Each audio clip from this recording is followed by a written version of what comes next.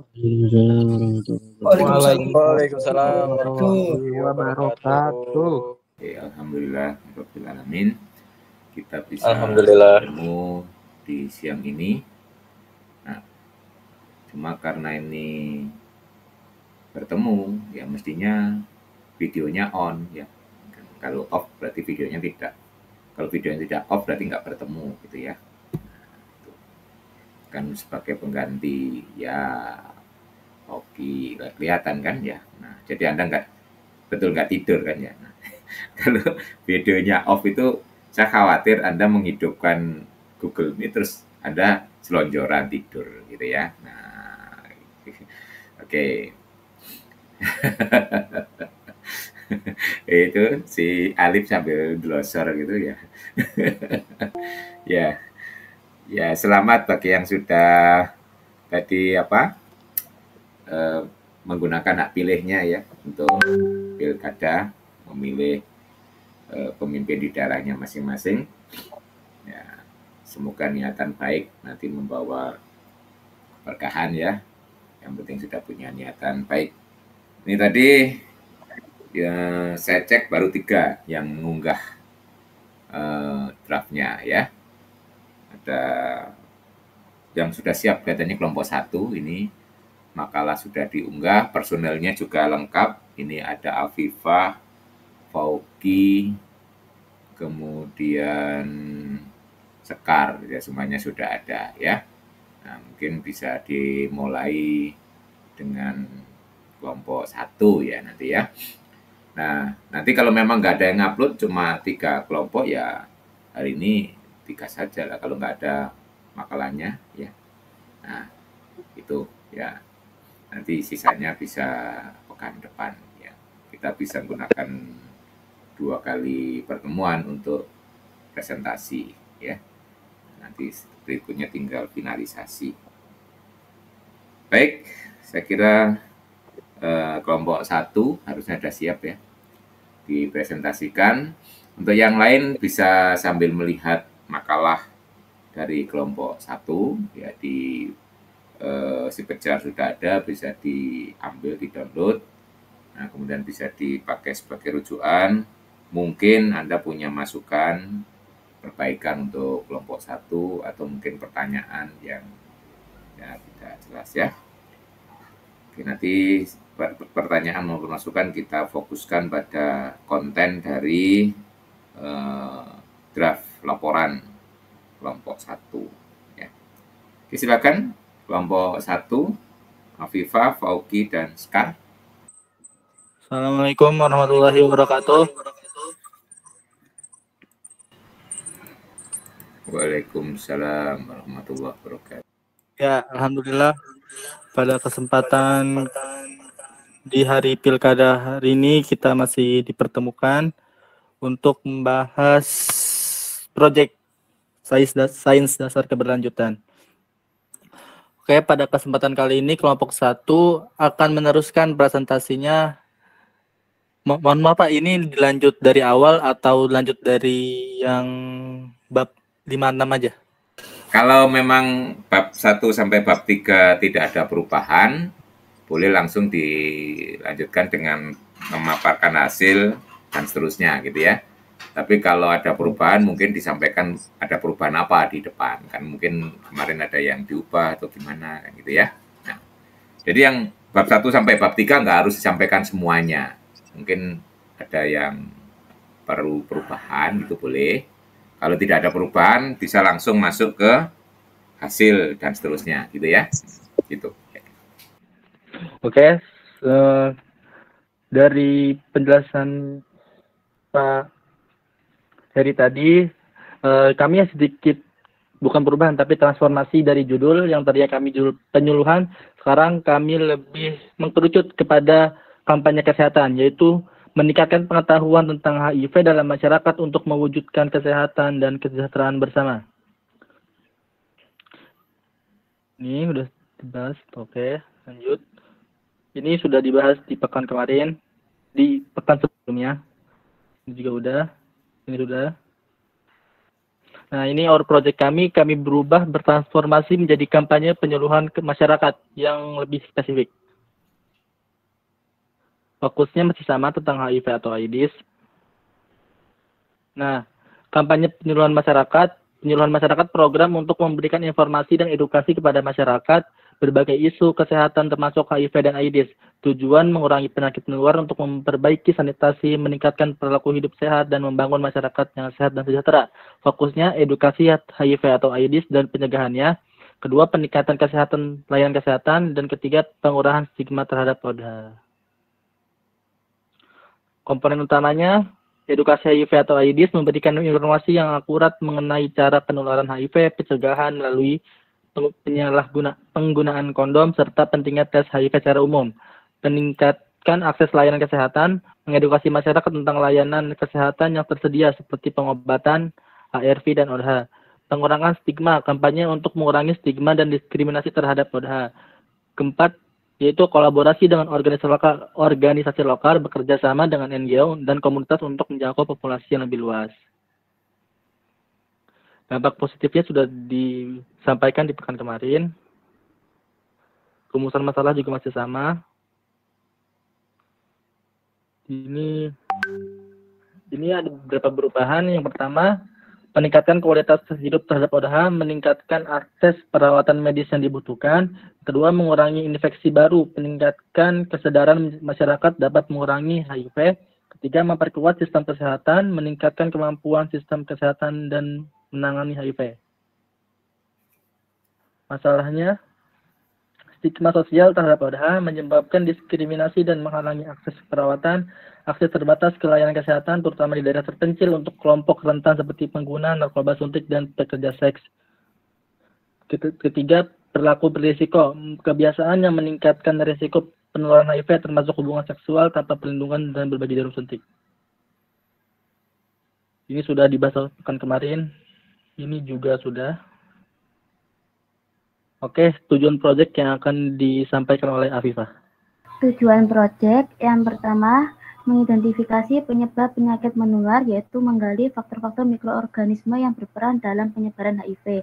Yang kedua, menganalisis dampak kesehatan, yaitu dampak penyakit menular terhadap kesehatan individu dan masyarakat serta sistem kesehatan di Indonesia. Yang ketiga, mengevaluasi kebiasaan masyarakat, yaitu identifikasi kebiasaan yang meningkatkan risiko penyebaran HIV. Yang terakhir, menyusun solusi penyuluhan, yaitu strategi untuk meningkatkan kesadaran tentang HIV dan mengukur efektivitas penyuluhan. Kemudian, penyuluhan masyarakat, yaitu media dan sarananya. Yang pertama, jenis media penyuluhan. Media cetaknya yaitu leaflet dan poster untuk disebarkan di tempat umum. Yang kedua, media sosial, seperti promosi program penyuluhan melalui platform digital. Yang terakhir, materi edukasinya yaitu penyebaran materi tentang HIV dan pencegahannya. Kemudian, peran programnya, yang pertama, penyuluhan masyarakat, program untuk memberikan informasi dan edukasi kepada masyarakat tentang berbagai isu kesehatan, termasuk HIV atau AIDS. Tujuannya untuk mengurangi penyakit menular, memperbaiki sanitasi, meningkatkan perilaku hidup sehat, dan membangun masyarakat yang sehat dan sejahtera. Fokus program penyuluhan ini yaitu edukasi tentang HIV atau AIDS dan pencegahannya, kemudian peningkatan akses layanan kesehatan, dan yang terakhir pengurangan stigma terhadap ODHA. Selanjutnya yaitu kesimpulan oleh Sekar. Di sini selanjutnya adanya kesimpulan. Yang pertama, kesimpulannya yaitu HIV atau AIDS tetap menjadi masalah kesehatan yang signifikan, baik secara fisik maupun psikologis.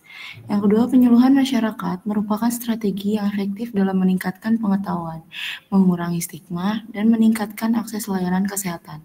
Program penyuluhan ini berperan dalam pencapaian SDGs 3, khususnya dalam mengurangi infeksi baru dan meningkatkan kualitas hidup ODHA. Selanjutnya, saran.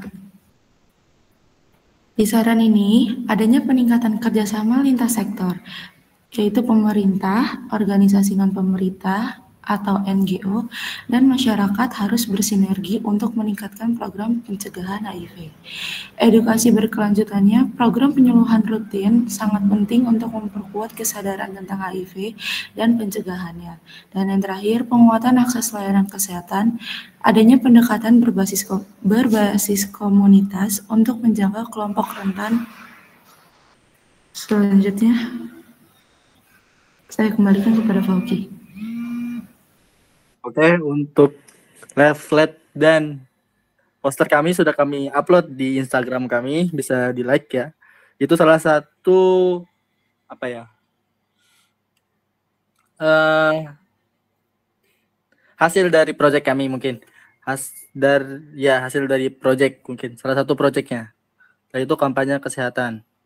Selanjutnya yaitu sesi tanya jawab. Adakah yang ingin ditanyakan? Semuanya dipersilakan. Saya ingin menyampaikan pertanyaan. Pertanyaan saya adalah tantangan terbesar yang kelompok Anda hadapi dalam mengedukasi masyarakat terhadap HIV. Baik, untuk tantangan saat ini kami belum langsung terjun di masyarakat, baru memunculkan AIDS, jadi kurang lebih belum tahu apa tantangan-tantangan yang akan dihadapi, karena ya mungkin kalau dari gambaran ya mungkin minimnya kesadaran masyarakat dari gambaran kami, tapi untuk spesifikasinya itu belum tahu karena kami masih berbentuk AIDS dan baru buat kampanye kesehatan. Untuk penyuluhannya belum sampai situ. Terima kasih. Alif, apakah terjawab? Iya, terjawab. Baik, silakan selanjutnya. Raffi Safwan, silakan. Yuk, Firna, Silvi, Cindy, Salma, Naila, Nabila, Nandra, Akvaluna, Alivia, Firna, Sekar, Afifah. Oh, udah. Baik, jika tidak ada pertanyaan, saya serahkan ke Pak Heri untuk sarannya. Terima kasih. Ya, terima kasih. Nah, mungkin di presentasi di proposal kemarin sudah saya sampaikan bahwa antara masalah, tujuan, terus nanti pembahasan di dalam hasil dan kesimpulan itu harus sinkron, gitu ya. Nah, yang langsung kelihatan di sini di laporan ini antara tujuan dan kesimpulan itu nggak nyambung, ya, Mas ya. Tuh. Jadi masalah dan tujuan oke, sudah nyambung ya. Nanti sebagai contoh tujuan pertama mengidentifikasi penyebab. Nah, itu nanti harus muncul di dalam kesimpulan ya toh. Apa penyebabnya gitu ya. Nah, itu semuanya dikaitkan dengan yang ada di dalam pembahasan di dalam ya. Ya, yang kedua jadi menganalisis dan seterusnya. Jadi kalau di sini ada 4 tujuan dan 4 masalah, nanti di kesimpulan ada 4 juga gitu ya. Nah, kesimpulan itu adalah menjawab masalah dan tujuan yang telah dirumuskan ya. Nah, ureanya ada di dalam metodologi dan hasil ya toh. Di metodologi itu kan rencananya gitu ya. Nah, hasilnya itu adalah yang sudah kita laksanakan. Nah, kemudian kesimpulan itu harusnya sudah terjawab yang akan kita kerjakan ya. Masalah dan tujuan kita harusnya ada jawabannya di dalam kesimpulan ya. Nah, dan nanti bisa cek ya. Untuk tujuan pertama Anda kan perlu mengidentifikasi penyebab itu. Nah, itu nanti harus muncul ya di dalam kesimpulan apa saja penyebab itu dan seterusnya. Yang kedua menganalisis dampak kesehatan jangka panjang. Itu nanti apa hasilnya Anda analisis Anda. Mengevaluasi kesehatan masyarakat, menyusun solusi, ya, solusinya apa saja dan seterusnya ya. Itu nanti harus muncul ya di dalam kesimpulan keempat hal itu masing-masing. Kalau ingin konsisten ya nanti ada 4 nomor kesimpulan gitu ya. Nah, nanti orang akan mudah melihatnya. Kesimpulan nomor 1 itu berkaitan dengan tujuan nomor 1. Kesimpulan nomor 2 berkaitan dengan tujuan nomor 2. Itu yang langsung kelihatan di sini ya. Ketidaksinkronannya. Oke, itu yang pokok itu ya. Terus berikutnya itu ini rupanya menyusun daftar yang betul itu bukan daftar pustaka ya, daftar rujukan ya. Nah itu ya, daftar rujukan itu nanti dicek lagi bagaimana nulisnya di PPKI ya. Kalau buku, ya itu buku, biasanya urutannya adalah nama pengarang, terus tahun, terus judul buku dicetak miring, kemudian kota titik 2 penerbit gitu ya. Kota itu maksudnya tempat penerbitannya ya. Itu lengkapnya gitu kalau buku. Jadi sekali lagi itu nanti bisa dicek di PPKI ya. Sekali kalau buku biasanya disebutkan yang pertama nama pengarangnya, semua nama pengarangnya. Nama pengarang cukup ditulis nama utamanya. Biasanya nama utama itu paling belakang ya. Terus sama sisanya disingkat, ditaruh di belakang. Terus titik, terus tahun, titik, judul buku dicetak miring, titik, kemudian kota, titik 2, nama penerbit, itu kalau buku. Kalau artikel ada di jurnal, nah biasanya nulisnya adalah nama pengarang, seperti tahun, terus judul artikelnya itu dicetak tegak, baru berikutnya nama jurnalnya yang miring ya. Nama jurnalnya yang miring. Setelah itu volume, nomor, halaman ya. Nah itu nanti tolong dicek di PPKI itu ada aturannya. Terus nanti yang lain-lain misalnya diambil dari koran, diambil dari wawancara, berita itu nanti ada sendiri caranya ya. Itu nanti bisa dicek di PPKI. Ya, kita sekarang mulai melihat cara menulis yang rapi dan sistematis gitu ya.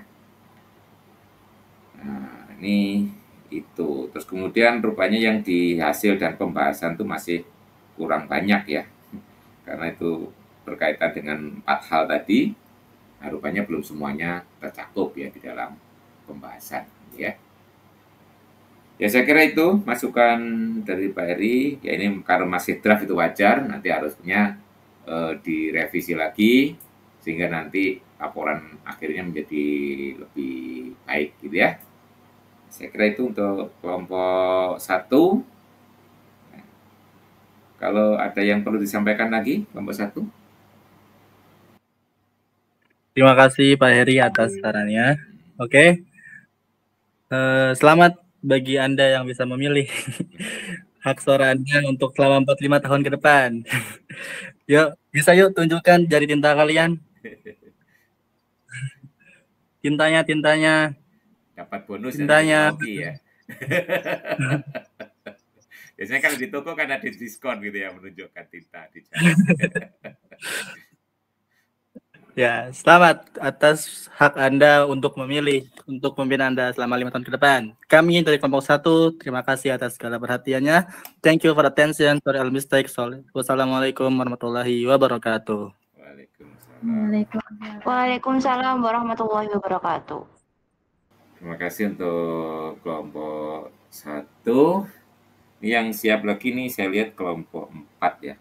Sebentar Pak, kelompok 4 PPT-nya masih diperbaiki. Kelompok 6, bagaimana kelompok 6? Itu kelompok 8 punyanya kelompok 8, Pak. Kelompok 8 ya? Alif ya? Nah tadi makanya kok bingung. Tulisannya kelompok 6 tapi kok ada alif gitu ya. Apa alif pindah kelompok gitu. Oh, itu salah tulis. Salah tulis ya. Kelompok 8 ya. Jadi saya kelompok 8. Iya. Sudah siap? Insya Allah siap, Pak. Ya, silakan kelompok 8. Yang dibilang kepada saya dan teman dan kelompok saya di sini, kami akan mempresentasikan proyek kami mengenai SDGs dengan judul Analisis Indeks Kualitas Udara dan Pengaruh Kualitas Udara terhadap Kesehatan Masyarakat di Malang selama 1 pekan. Nah, sebelum masuk ke pembahasan mengenai proyek kami akan terlebih dahulu memperkenalkan kelompok kami. Perkenalkan, nama saya Alif Anugrah Fatmona. Saya Sylvie Wulandari. Mungkin hanya akan dipresentasikan oleh saya dan Sylvie Wulandari karena salah satu teman kami mengalami kendala jaringan, Pak. Kendala jaringan. Jadi selanjutnya akan dipresentasikan oleh kami, saya dan Sylvie Wulandari. Oke, yang pertama adalah rumusan masalah. Rumusan masalah kami itu ingin mengetahui bagaimana hubungan antara aktivitas manusia dengan indeks kualitas udara. Yang selanjutnya adalah polutan apa yang menjadi penyumbang terbesar pencemaran udara di Malang. Yang terakhir adalah bagaimana kondisi kesehatan masyarakat terhadap indeks kualitas udara di Malang. Tujuannya itu mengetahui pengaruh aktivitas manusia terhadap indeks kualitas udara di Malang, mengetahui polutan terbesar yang mencemari udara di Malang, dan mengetahui kondisi kesehatan masyarakat berdasarkan indeks kualitas udara di Malang. Selanjutnya akan dijelaskan oleh teman saya yaitu Sylvie. Yang selanjutnya, apa itu indeks kualitas udara? Indeks kualitas udara adalah ukuran yang digunakan untuk menilai polusi udara di suatu wilayah. Indeks ini berkisar antara 0 sampai 500. Selanjutnya, indikator untuk mengukur kualitas udara. Terdapat 4 indikator utama yang digunakan untuk mengukur indeks kualitas udara di suatu tempat. 1. PM2,5 merupakan partikel yang mengambang di udara dengan ukuran 2,5 mikrometer atau kurang. Ukuran PM2,5 sangat kecil sehingga dapat diserap ke dalam aliran darah saat bernapas. Darah mana ia datang, sumbernya dapat berasal dari sumber buatan manusia, sumber daya alam, atau diciptakan oleh polutan lainnya, seperti asap dan jelaga dari kebakaran hutan dan limbah pembakaran yang dihasilkan dari pembangkit listrik, emisi dan pembakaran kendaraan bermotor, aktivitas industri yang melibatkan reaksi kimia antara gas seperti sulfur dioksida, nitrogen oksida, dan senyawa organik yang mudah menguap. Pada kesehatan, efek jangka pendeknya mengalami iritasi pada mata, tenggorokan dan hidung, detak jantung tidak teratur, batuk, nyeri dada, sakit tenggorokan, sesak napas, serangan asma. Kalau efek jangka panjangnya, penyakit pernafasan seperti bronkitis, asma, emfisema, kerusakan jaringan paru-paru, kanker, serangan jantung, stroke, kematian dini. Kemudian PM2,5 juga diklasifikasikan menjadi 6 kategori berikut. Yang pertama 0 sampai 9 itu bagus, yang kedua 9,1 sampai 35,4 sedang, yang ketiga 35,5 sampai 55,4 tidak sehat bagi kelompok sensitif. Yang keempat 55,5 sampai 125,4 tidak sehat. Yang kelima 125,5 sampai 225,4 sangat tidak sehat. Yang keenam 225,5 atau lebih besar itu berbahaya. Yang kedua PM10. PM10 adalah partikel dengan diameter 10 mikrometer atau kurang, termasuk asap, jelaga, dan logam. Biasanya PM10 bersumber dari konstruksi pertanian dan tempat pembuangan sampah, asap dari kebakaran hutan, dan reaksi kimia dari industri serta dampaknya terhadap kesehatan. Dampak kesehatan jangka pendek antara lain sulit bernafas, batuk, iritasi mata, hidung, dan tenggorokan, rasa sakit dada, dan kelelahan serta ketidaknyamanan pernapasan.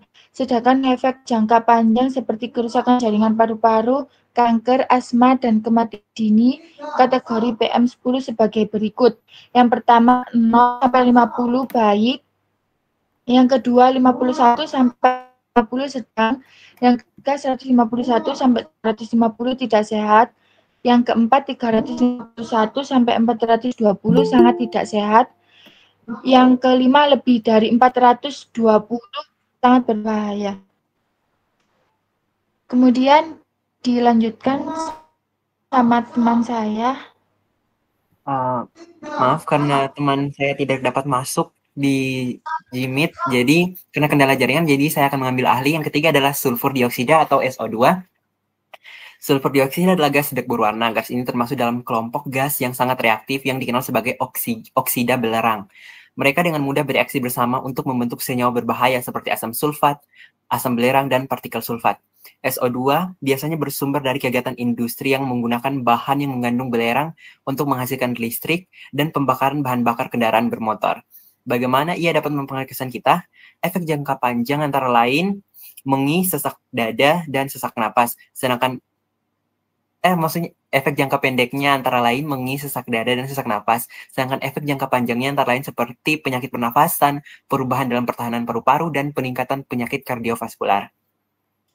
Nah, kategori indeks sulfur dioksida atau SO2 sebagai berikut. Yang pertama 0 sampai dengan 40 bagus, 41 sampai dengan 80 sedang, 81 sampai dengan 381 buruk, 381 sampai dengan 800 tidak sehat, 801 sampai dengan 1600 parah, dan 1600 sampai dengan 2600 lebih berbahaya.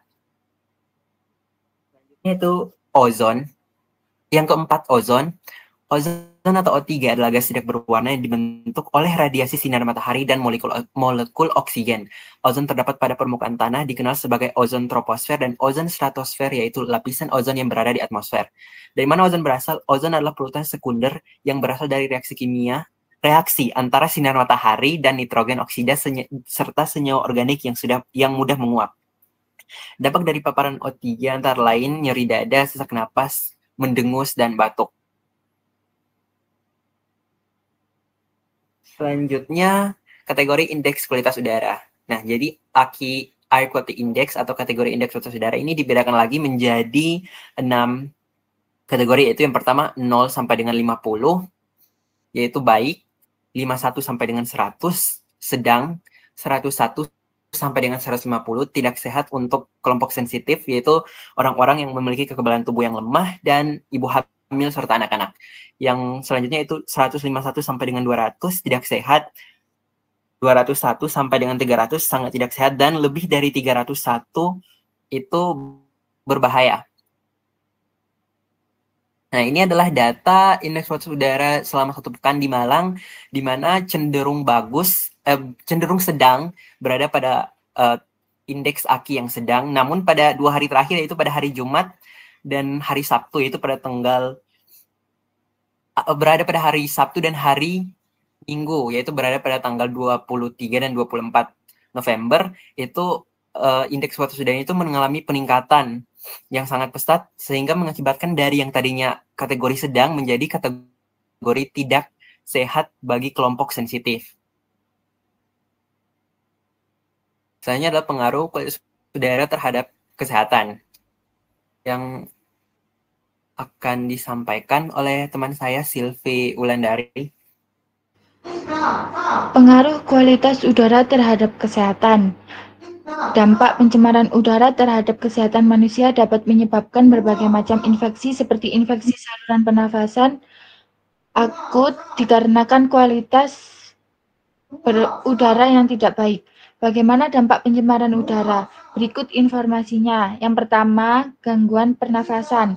Dampak pencemaran udara dari asap kendaraan, asap pabrik, asap rokok, dan lain-lain bisa memicu terjadinya gangguan pernafasan seperti asma, ispa, dan kanker paru-paru. Yang kedua, mengganggu jalannya oksigen yang ada dalam darah.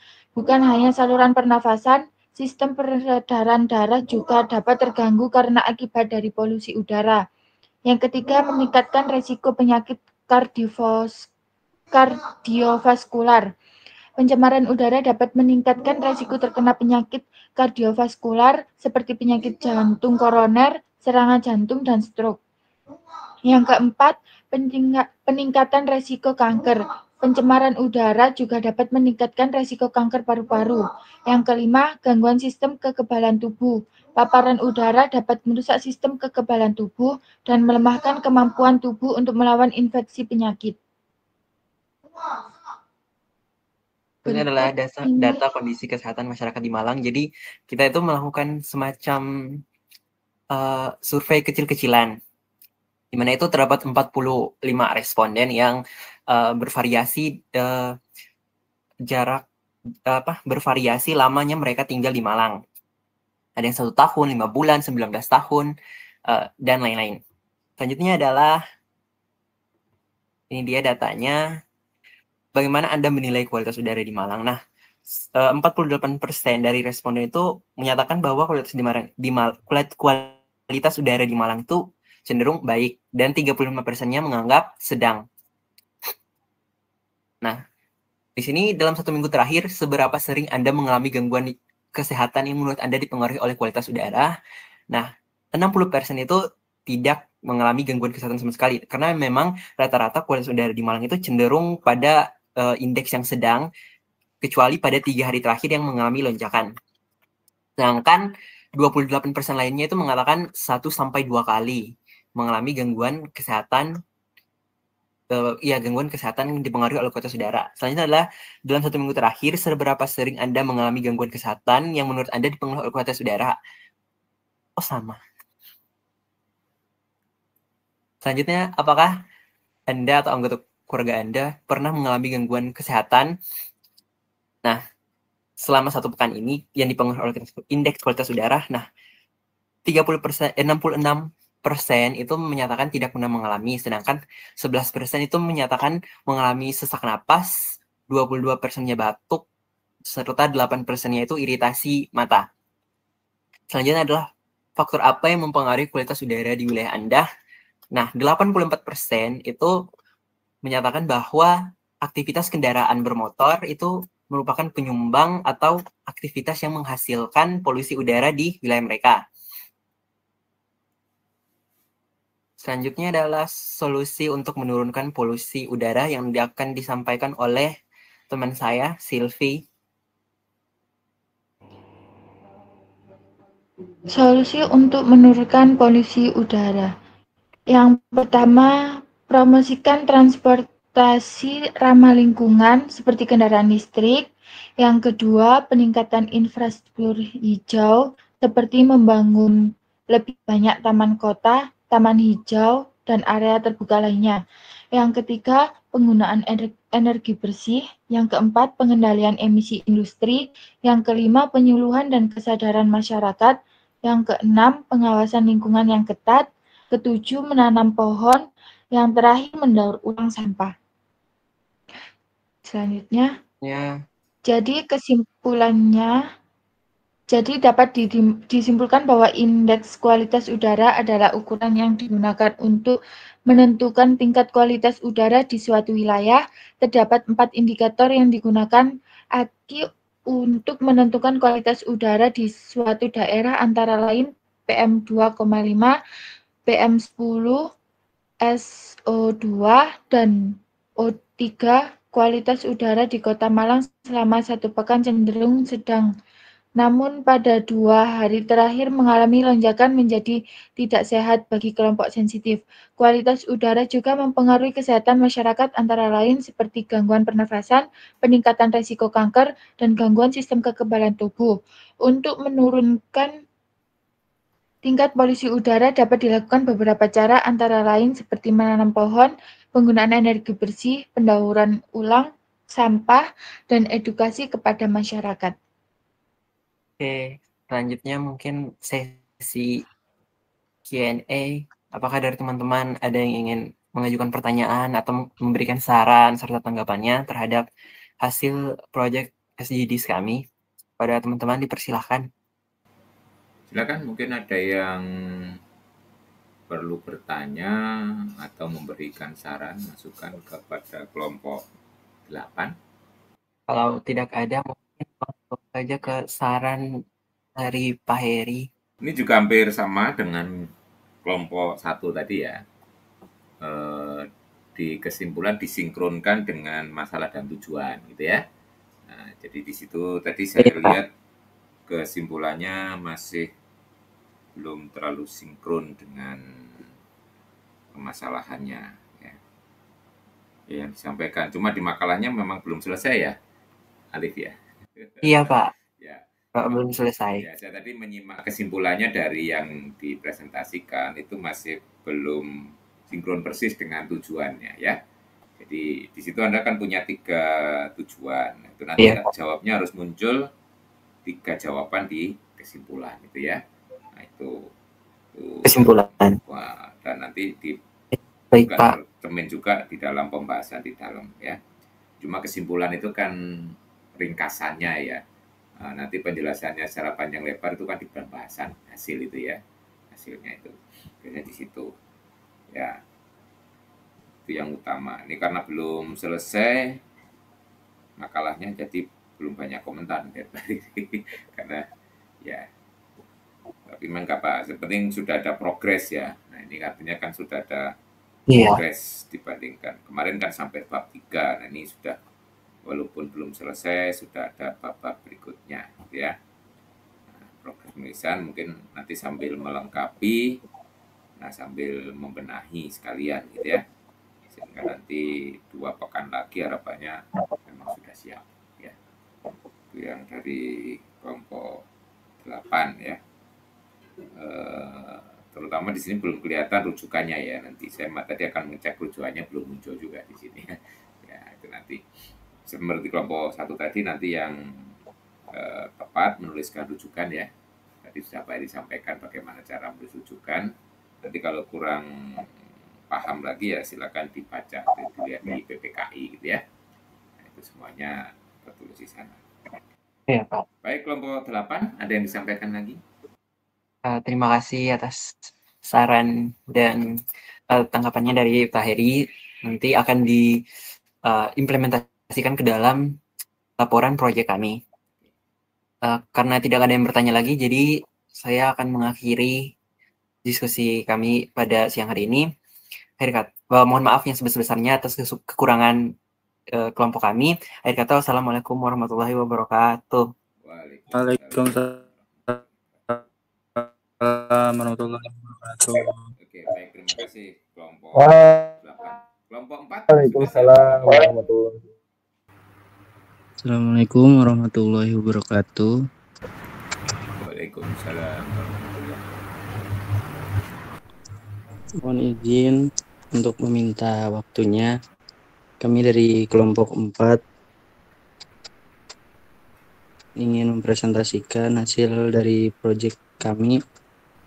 Proyek kami ini cukup dengan berupa gagasan dengan menciptakan konsep tentang teknologi briket limbah daun yang dapat digunakan dengan mudah, lalu mengembangkan rencana kebijakan dan edukasi masyarakat untuk mendukung adopsi teknologi ini. Kemudian menentukan potensi kontribusi briket limbah daun terhadap pencapaian tujuan pembangunan berkelanjutan. Selanjutnya mengatasi masalah akses energi dan mengurangi dampak lingkungan dengan rumusan bagaimana pemanfaatan briket limbah daun berkontribusi terhadap pencapaian tujuan pembangunan berkelanjutan.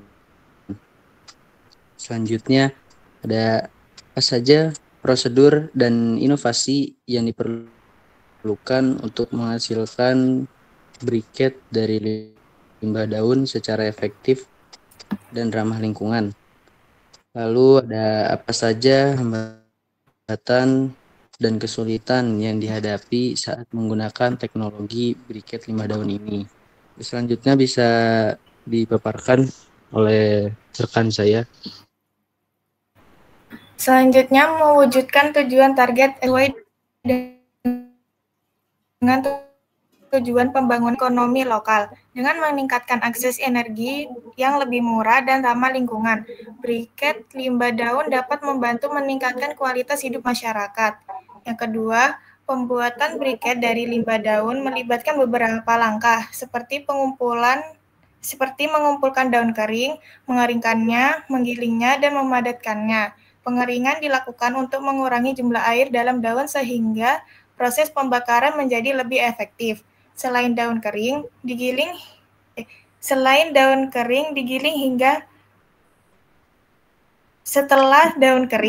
digiling hingga menjadi serbuk dan kemudian dipadatkan menjadi briket dengan alat pres. Yang ketiga, masyarakat tidak tahu banyak tentang teknologi briket dan keuntungan ekonominya. Pengembangan teknologi biomasa lokal membutuhkan dukungan pemerintah dan kebijakan yang memadai. Produksi briket berkualitas tinggi merupakan masalah tambahan. Produksi ini harus dilakukan dengan keterampilan yang sangat baik. Selanjutnya akan dilanjutkan oleh teman saya, Nabila. Metode penelitian. Fokus penelitian ini adalah pengumpulan dan analisis data dari berbagai sumber pustaka. Tujuan metodologi ini adalah untuk mengembangkan konsep dasar tentang penggunaan limbah daun untuk membuat briket yang merupakan alternatif bahan bakar yang murah, andal, dan ramah lingkungan. Teknologi pembuatan briket. Teknik pembuatan briket melibatkan pengaringan, penggilingan, dan pemadatan dengan perekat alami seperti tepung kanji. Studi menunjukkan bahwa penambahan perekat meningkatkan stabilitas dan daya tahan briket selama penyimpanan. Alat pres mekanis sederhana cukup untuk membuat briket berkualitas tinggi dengan densitas yang memadai untuk efisiensi pembakaran dalam skala kecil. Selanjutnya akan dijelaskan oleh teman saya. Di sini ada tantangan dan kontribusi dengan pembuatan briket. Kontribusi terhadap pembangunan berkelanjutan, terutama pada poin ke-7 tentang akses energi yang terjangkau dan bersih, didukung oleh penggunaan limbah daun menjadi briket. Teknologi ini juga mendukung tujuan ke-12 tentang pengelolaan limbah yang bertanggung jawab. Tantangan implementasi, ketidaktahuan masyarakat tentang manfaat briket dan biaya awal untuk peralatan adalah hambatan utama untuk adopsi teknologi ini. Selain itu, kualitas briket bervariasi tergantung pada teknologi yang digunakan, sehingga diperlukan pelatihan serta standar khusus untuk memastikan hasil yang konsisten. Sekian dari presentasi kelompok kami. Apakah dari teman-teman ada yang ingin ditanyakan atau menambahkan? Kelompok lain, ini yang lain membaca apa enggak ya? Harusnya kan temannya sedang upload itu dibaca, kemudian ada masukan atau pertanyaan. Tidak ada, dipersilahkan untuk Bapak Heri untuk menambahkan atau memberikan saran dari proyek kami ini. Ya, ini yang pertama hampir sama ya, ini rupanya ya, antara kesimpulan dan masalah itu belum sinkron ya. Karena di situ tujuan dan masalahmu ada 3 gitu ya. Tujuannya kan pertama menjelaskan bagaimana pemanfaatnya. Itu nanti berarti jelaskan di dalam kesimpulan ya. Walaupun singkat, tapi kalau di dalam pembahasan kan panjang lebar. Itu apa saja gitu ya. Yang kedua, menjelaskan prosedur teknologi yang diperlukan ya. Apa saja disebutkan aja dalam kesimpulan. Yang ketiga, identifikasi masalah dan hambatan. Ya, sebutkan nanti masalah dan hambatannya apa saja gitu ya. Seterusnya. Jadi sekali lagi kesimpulan itu adalah menjawab masalah dan tujuan itu ya, yang pokok kelihatan ya. Nah, itu nanti juga harus nyambung dengan yang ada di hasil dan pembahasan. Pembahasan itu juga menjawab permasalahan itu tapi secara detail gitu ya. Nah, kalau di kesimpulan itu singkatnya. Ini rupanya di pembahasan juga kurang sinkron juga ya. Nah, terus di dalam daftar rujukan ya, bukan daftar pustaka. Seperti tadi ya, tolong disesuaikan dengan pola yang ada di PPKI ya. Silakan, masih sebagian belum.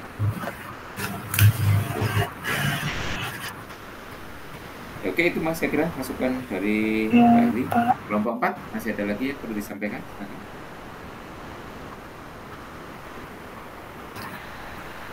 Tidak. Ya, kalau tidak bisa di-close. Berarti ini masih kurang sinkron ya Pak? Ya, ya. Di kesimpulan itu sesuaikan dengan tujuanmu ya. Tujuannya ada 3 gitu ya. Dari teman-teman apakah tidak ada lagi yang ingin menanyakan? dari proyek kami. Kalau sudah tidak ada, Tidak. terima kasih atas waktunya teman-teman serta Bapak Heri. Akhirul kalam, Assalamualaikum warahmatullahi wabarakatuh. Waalaikumsalam warahmatullahi wabarakatuh. Oke, mungkin satu lagi ya yang sudah siap itu ada kelompok 6. Kelompoknya Brian, Nabila, Nisrina. Oke. Silakan Brian CS. Brian, Nabila, Nisrina. Baik Pak, terima kasih Pak. Sabar, lagi di share screen. Baik, selamat pagi teman-teman, selamat pagi Pak Heri. Di sini kami dari kelompok 6 akan mempresentasikan hasil perkembangan progres kami. Di sini ada saya, Nabila Dwi, dan Nisrina Sabita. Jadi hasil dari hasil dan pembahasan kami yaitu dari hasil penelitian yang telah kami lakukan, ada beberapa cara yang menyebarkan Google Form pada UMKM. Kita dapat menyimpulkan beberapa hal. Dari yang pertama itu ada usia.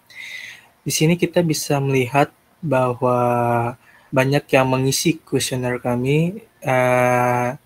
Di antaranya itu yang paling banyak itu di usia 18 tahun atau bisa dibilang usia remaja. Terus di sini ada jenis kelamin.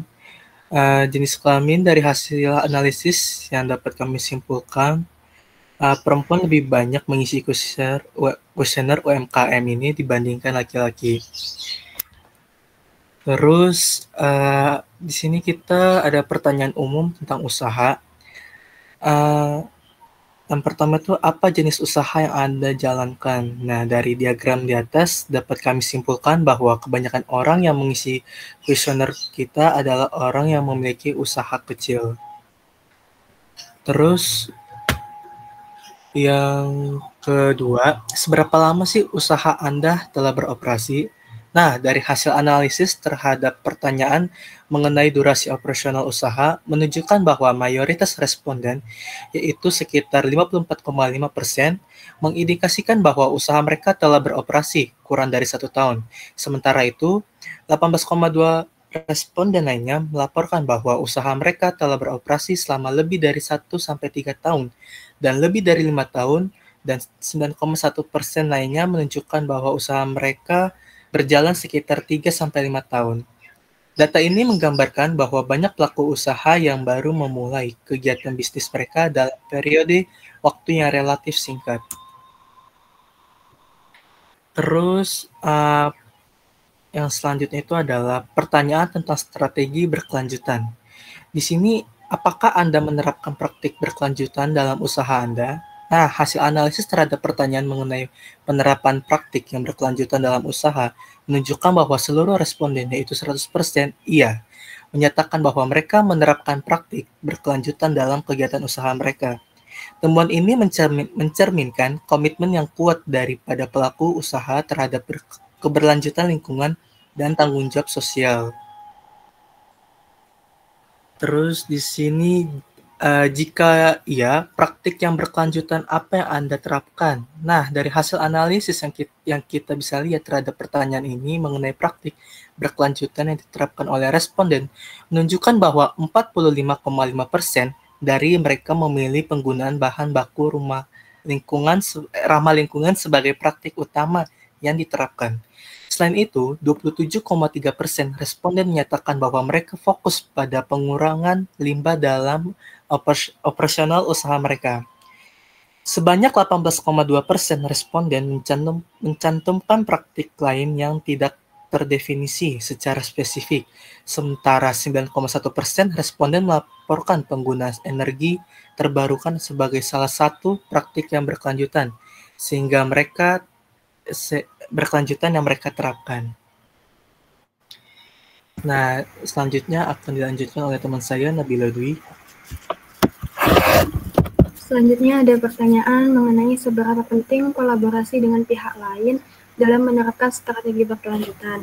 Nah, pada hasil analisis terhadap pertanyaan tersebut, itu menunjukkan bahwa 54,5% responden menganggap kolaborasi tersebut sangat penting. Sementara itu, 27,3% responden menyatakan bahwa kolaborasi itu penting, dan 18,2% responden lainnya menganggap cukup penting. Hal ini menunjukkan bahwa mayoritas pelaku usaha menyadari nilai dari kerjasama dalam mencapai tujuan keberlanjutan. Selanjutnya, ada pertanyaan tentang SDGs. Yang pertama itu sejauh mana usaha Anda berkontribusi terhadap pencapaian SDGs. Jadi hasil analisis terhadap pertanyaan tersebut menunjukkan bahwa 36,4% responden menjawab bahwa kontribusi usaha mereka tergolong sedang. Sementara itu, 27,3% responden menyatakan bahwa kontribusi mereka besar, dan 18,2% menjawab sangat besar, dan 18,2% lainnya menganggap kontribusi usaha mereka kecil. Hal ini menggambarkan variasi dalam persepsi pelaku usaha mengenai dampak yang mereka hasilkan terhadap pencapaian SDGs. Yang kedua, ada pertanyaan SDGs mana yang paling relevan dengan usaha Anda. Nah, dari hasil analisis tersebut menunjukkan bahwa ada 6 orang atau sekitar 54,5% responden itu memilih pendidikan berkualitas yang sesuai dengan goals keempat, serta pertumbuhan ekonomi dan pekerjaan yang layak sesuai dengan goals 8. Selain itu, ada 4 orang atau sekitar 36,4% responden memilih tanpa kemiskinan sesuai dengan goals 1 dan konsumsi produksi yang bertanggung jawab sesuai dengan goals 12. Next.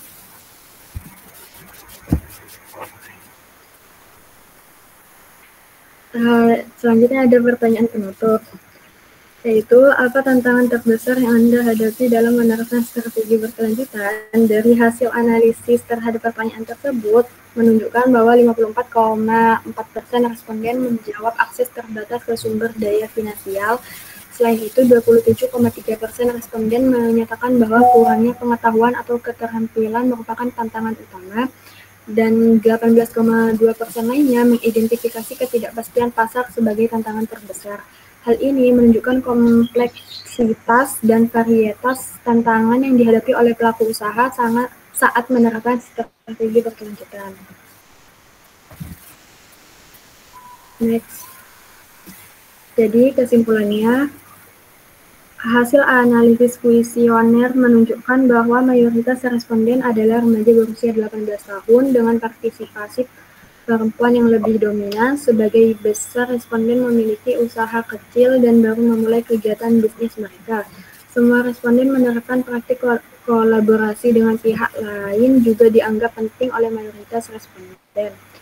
Secara keseluruhan, diperlukan upaya kolaboratif dari berbagai pihak untuk memberikan dukungan yang diperlukan agar UMKM dapat berkembang secara berkelanjutan dan berkontribusi lebih signifikan terhadap pencapaian tujuan pembangunan berkelanjutan. Evaluasi berkala terhadap implementasi strategi juga penting untuk menyesuaikan dengan dinamika pasar dan kebutuhan UMKM. Baik, sekian dari presentasi kami. Kami membuka sesi Q&A dan syarat. Terima kasih.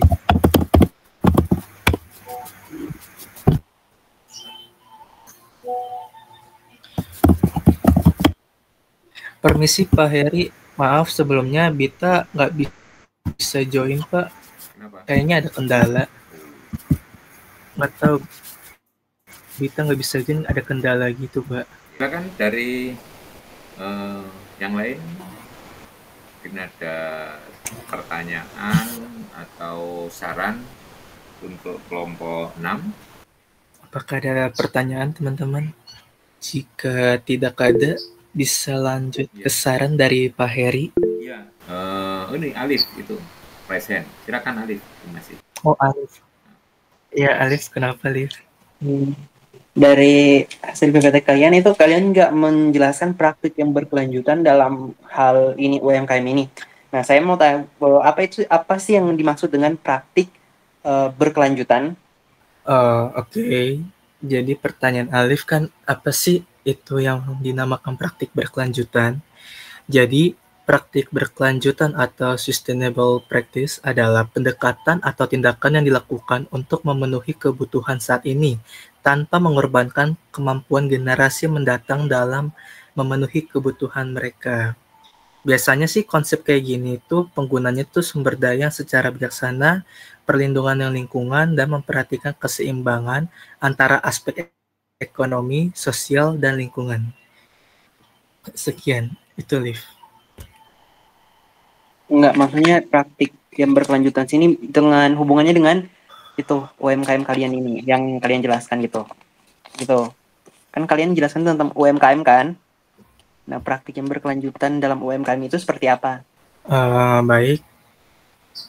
Tadi kan Alif bertanya lagi, praktik apa sih yang berkelanjutan untuk UMKM di proyek kelompok kami?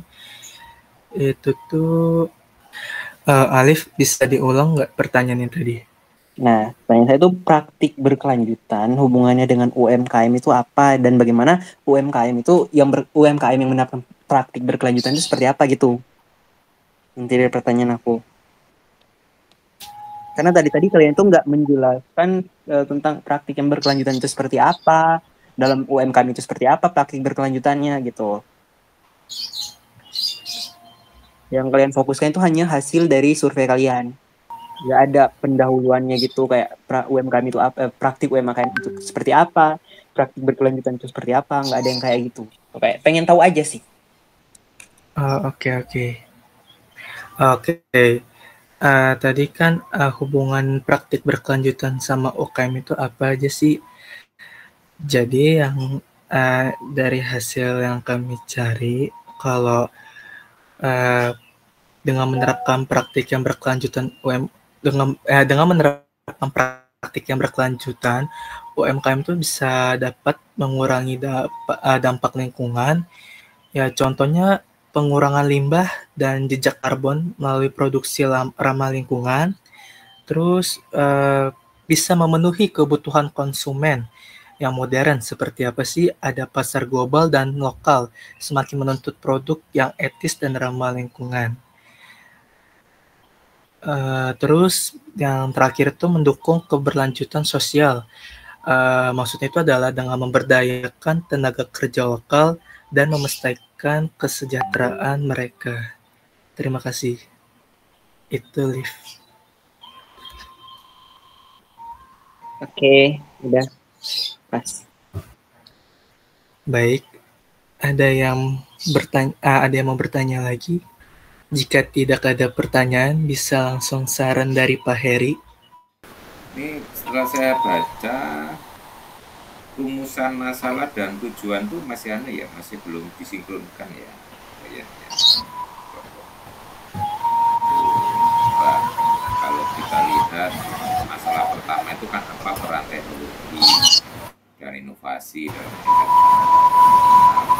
tujuannya kan untuk meningkatkan kualitas. Nah, ini kan mungkin nggak sinkron persis. Kemudian yang masalah yang kedua, apa dampak dari penerapan strategi berkelanjutan? Itu juga tujuannya tidak langsung.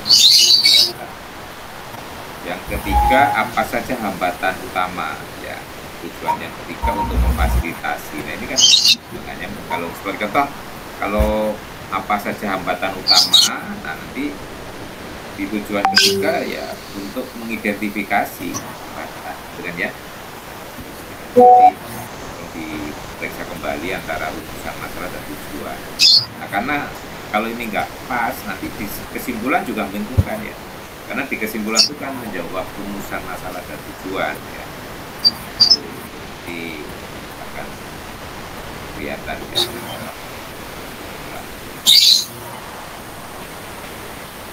Di dalam kesimpulan harusnya juga menjawab 3 hal tadi. Cuma 3 hal tadi harus sinkron dulu antara masalah dan kesimpulan. Ini di kesimpulan Anda juga perlu memperhatikan. Terus seperti tadi yang lain, daftar rujukan ya, bukan daftar pustaka. Dan nanti sekali lagi cara menuliskan daftar rujukan silakan dilihat. Ya.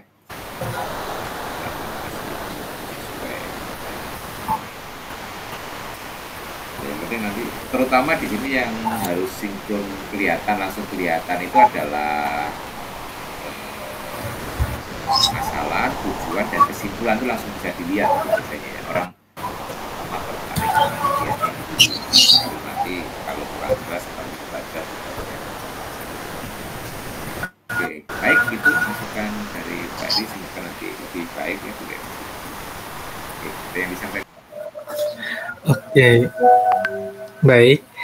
Terima kasih Pak Heri, terima kasih teman-teman. Sekian dari presentasi dari progres project kelompok 6. Jika ada salah, mohon dimaafkan. Sekian dan terima kasih. Assalamualaikum warahmatullahi wabarakatuh. Oke, baik. Nah, hari ini sesuai dengan target separuh ya dari total kelompok yang sudah presentasi. Ya, karena yang sudah ngupload yang 4 kelompok itu. Yang 4 kelompok lain belum ya. Belum. Jadi yang sudah saat kelompok 1, 8, 4, dan 6. Nah, kemudian yang belum kelompok 2, kelompok 3, kelompok 5, dan kelompok 7. Nanti presentasi di Rabu pekan depan ya. Nah, kalau bisa segera diupload ya. Harusnya kan hari ini sudah terupload semua, baik yang presentasi maupun tidak ya. Ya. Terutama kelompok 2, 3, 5, 7 yang draft laporannya belum terupload ya. Nah, ini. Terus nanti yang kelompok yang sudah maju ini tadi sudah mendapatkan masukan dan sebagainya segera ditindaklanjuti ya untuk direvisi, dan nanti hasil revisi bisa di-upload ya untuk sementara itu ya, revisi pertama ya. Nanti itu belum laporan final ya, mungkin nanti masih perlu dilihat-lihat lagi ya. Nanti versi finalnya yang diupload di pertemuan terakhir ke-16 ya. Nah, itu kalau yang versi revisi pertama kan diupload lagi di pertemuan pekan depan ya, akhir dari pertemuan pekan depan. Ya, itu sudah saya tulis di Pejar ya. Nanti yang upload masing-masing mahasiswa, walaupun laporannya itu sama satu kelompok, tapi masing-masing mahasiswa harus upload ya. Nanti masih ada finalisasi lagi. Mudah-mudahan kalau pekan depan itu pekan ke 14 itu sudah maju 4 kelompok lagi, berarti kita punya cadangan satu pertemuan lagi, pertemuan ke-15 ya, sebelum diupload terakhir pada pertemuan ke-16. Pertemuan ke-15 itu mungkin masih bisa untuk ya memperbaiki kembali ya dari apa yang sudah direvisi, diperbaiki lagi untuk menjadi laporan akhir ya. Ya, nanti bisa dilihat sekilas dari laporan revisi itu kurang apa ya, dan seterusnya. Baik, ada yang perlu ditanyakan semuanya sebelum kita akhiri?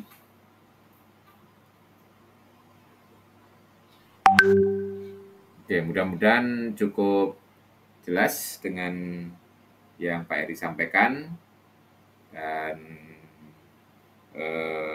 semoga nanti ke depannya Anda lebih aktif lagi ya.